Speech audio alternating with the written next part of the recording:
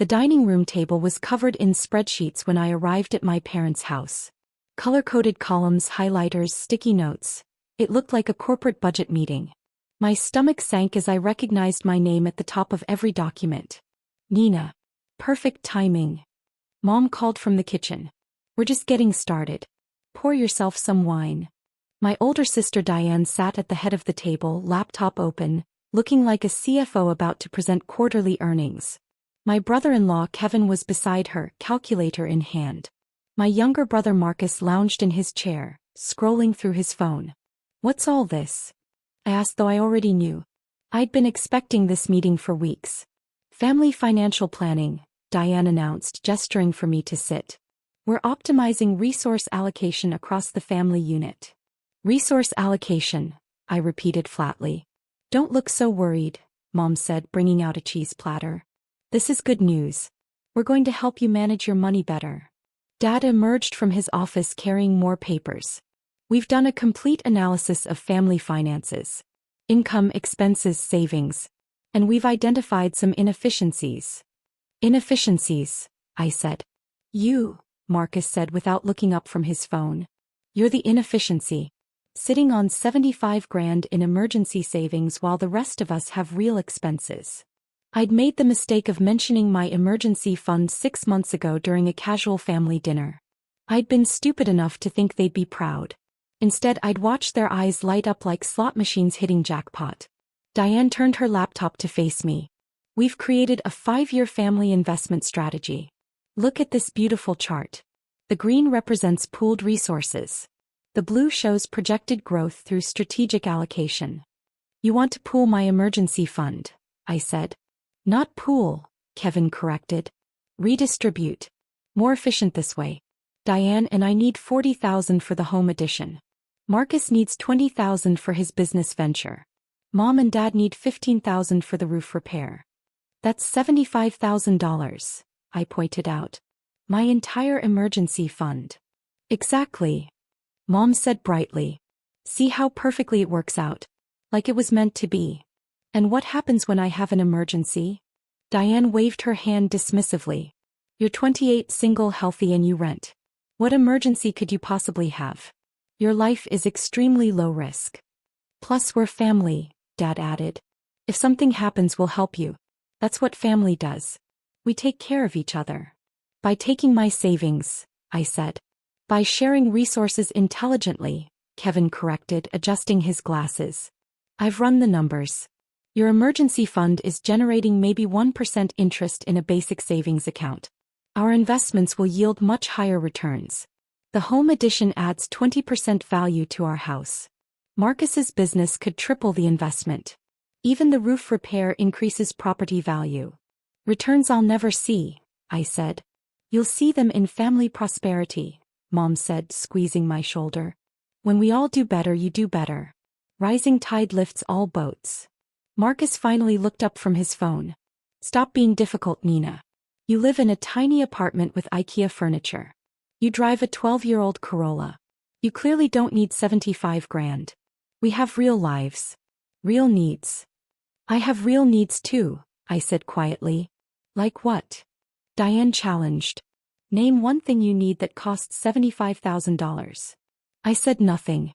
They took my silence as concession. See. Diane continued, clicking through her presentation. Now we've already drafted the transfer authorizations. We need your signature here, here, and here. Kevin witnessed everything for legal validity. She slid documents across the table. They'd actually prepared legal papers to take my money. How did you get my account information? I asked, scanning the forms. They had my bank name, account number, everything. You left a bank statement here last Christmas, Dad said. We kept it on file. For planning purposes. You kept my private financial information for 8 months without telling me. For family planning, Mom corrected. Don't make it sound sinister. We're your parents. We want what's best for you. What's best for me is keeping my emergency fund, I said. What's best for you is being part of a thriving family unit, Diane said firmly. Stop thinking so individualistically. We're implementing a collective approach. Everyone contributes according to ability. Everyone benefits according to need. Sounds like communism, I muttered. It's called family, Marcus said. Maybe if you had one of your own you'd understand. But since you're perpetually single with no prospects, the least you can do is support the family members who are actually building something. That stung. It was meant to. I'm building something, I said quietly. What? A collection of houseplants. Marcus laughed. Your sad little apartment garden isn't a legacy, Nina. I pulled out my phone. I need to make a call before I sign anything. No calls, Dad said firmly. This is a family matter. We handle it internally. I'm calling my financial advisor, I said. If we're making major financial decisions, I want professional input. Diane sighed dramatically. You have a financial advisor? That's adorable. Let me guess, some guy at the credit union who sells you high-fee mutual funds. Something like that, I said, already dialing. He should be available. I texted him this morning that I might need him. This is ridiculous, Kevin muttered. We don't need outside interference in family finances. The call connected. Hi Thomas. It's Nina. Yes, I'm at the family meeting. Can you come? Perfect. See you in 20 minutes. I hung up.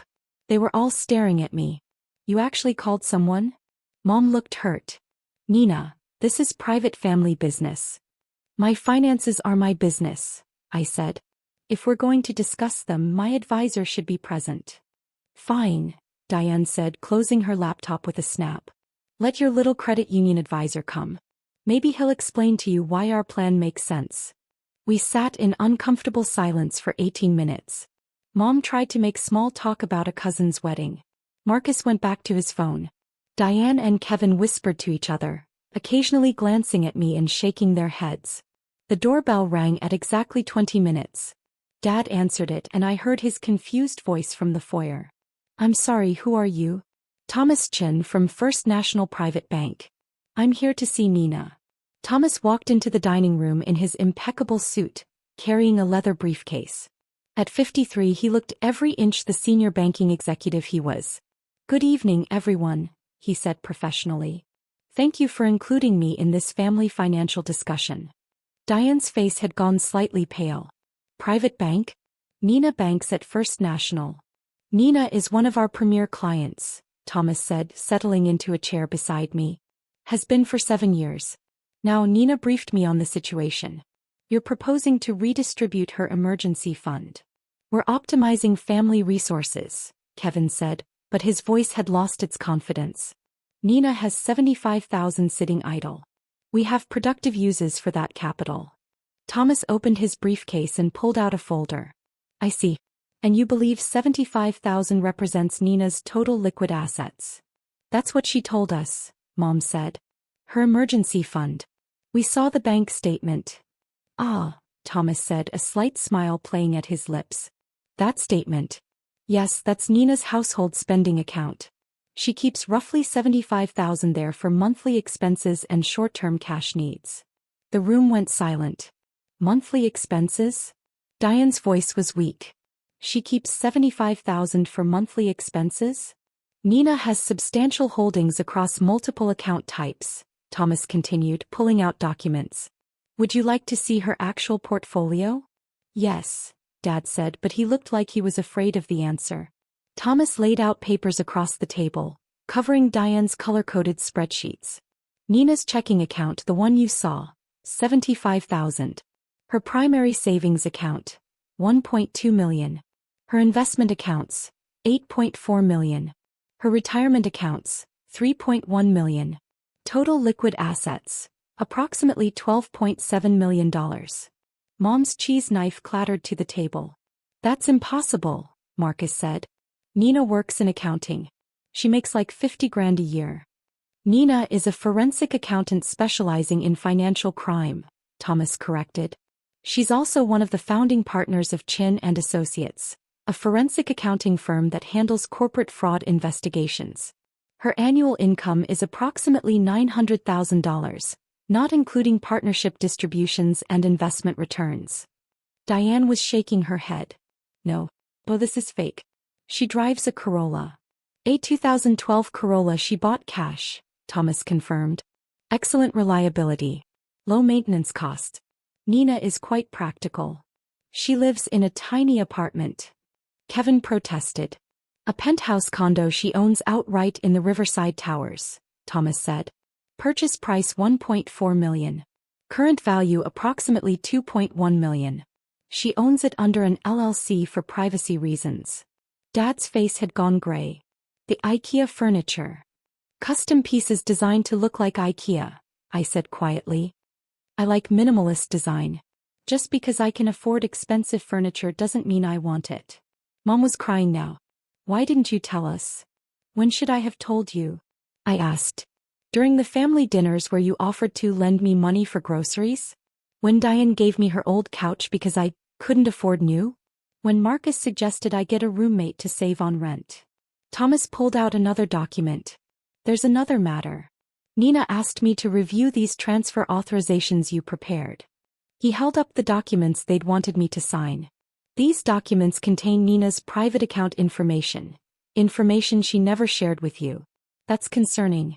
Additionally, you've prepared legal authorizations to access her accounts without her explicit consent. That's not just concerning. That's potentially criminal.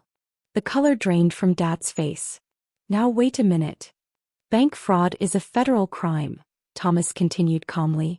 Unauthorized access to financial accounts. Using obtained financial information without consent. These are serious charges that can result in federal prosecution. We're her family. Diane said desperately. We weren't going to steal from her. We were just planning. You were planning to take $75,000 without her agreement, Thomas said. You obtained her account information without permission. You prepared legal documents to authorize transfers. The only thing preventing this from being bank fraud is that Nina hasn't signed anything. Yet. Kevin stood abruptly. This is entrapment.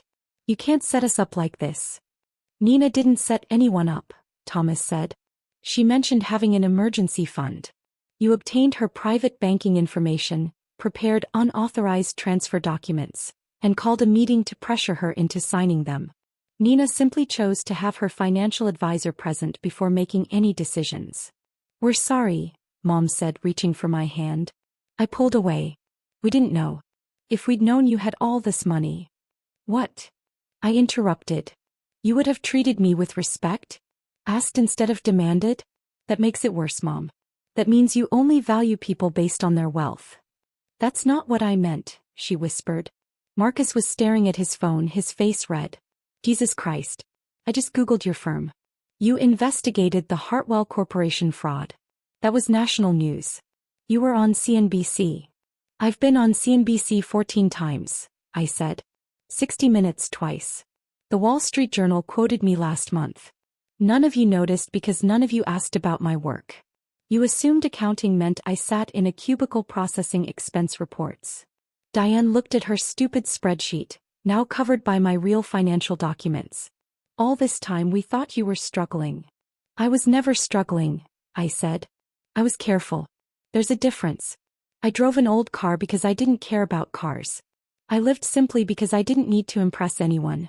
I saved aggressively because I'm good with money. And you all interpreted my financial discipline as poverty. Why didn't you correct us? Dad asked. I wanted to see who you were when you thought I had nothing, I said simply. Turns out you're people who'd steal $75,000 from someone you believed couldn't afford to lose it. That tells me everything. Thomas cleared his throat. Nina has asked me to present you with options. Option 1. She files a complaint with federal banking regulators regarding the unauthorized access to her financial information. Given the documentary evidence, prosecution is likely. They all started talking at once. Thomas held up his hand. Option 2. You sign agreements acknowledging what you attempted to do, surrendering any financial information you have about Nina, and agreeing to no further contact unless she initiates it. In exchange, Nina doesn't file complaints. And our relationship is over? Mom asked through tears. The relationship where you treat me like an ATM is over, I said. Whether we have any relationship at all depends on whether you can see me as a person rather than a resource. We do see you as a person, Diane said weakly. No, you don't, I said standing. You see me as $75,000. You made a spreadsheet. You color-coded it. You divided my money among yourselves before even asking if I'd give it to you. That's not how you treat people. That's how you treat resources. Thomas produced settlement agreements from his briefcase. You have 48 hours to sign these.